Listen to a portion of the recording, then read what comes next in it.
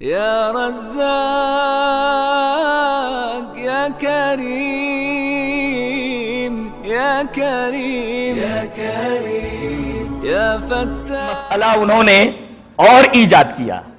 وہی میں نے بتایا کہ جب اماموں کے پاس بیٹھے رہتے اس کے بعد جب باہر نکلتے تو لوگوں سے کہتے کہ ہمیں 2-4 مہینوں کے اندر حکومت مل جائے گی. اب 2-4 مہینے مدت معینہ گزر جانے کے بعد جب حکومت نہیں ملتی تو لوگ پوچھتے کہ بھئی اماموں نے تو کہا تھا 4 مہینے کے بعد اس مدت معینہ کے بعد حکومت مل جائے گی، کیا ہوا؟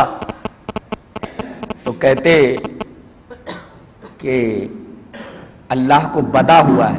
بدا بے دال الف بدا ہوا ہے. بدا کا مطلب اللہ نے جو پہلے تجویز پیش کی تھی اس تجویز کو اس نے بدل دیا، ہٹا دیا ہے. اور انہوں نے کہا کہ ایسا تو ہوتا ہے، نسخ تو ہے نا قرآن سے ثابت. جبکہ نسخ اور بدا میں زمین اور آسمان کا فرق ہے.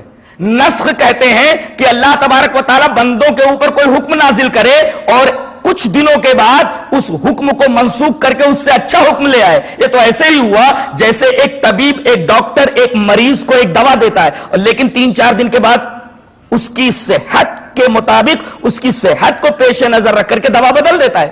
ایسے ہی اللہ تبارک و تعالیٰ اپنے بندوں کو کوئی حکم دیتا ہے اور چند دنوں کے بعد اس حکم کو منسوخ کر کے دوسرا حکم دے دیتا ہے تاکہ بندوں کو آسانی ہو جائے. اس کو کہتے ہیں نسخ.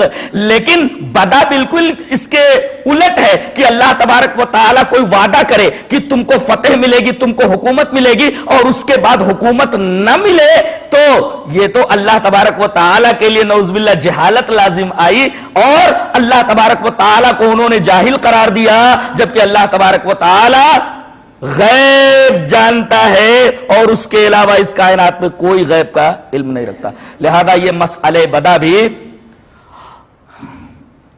قرآن اور حدیث کے بالکل خلاف ہے.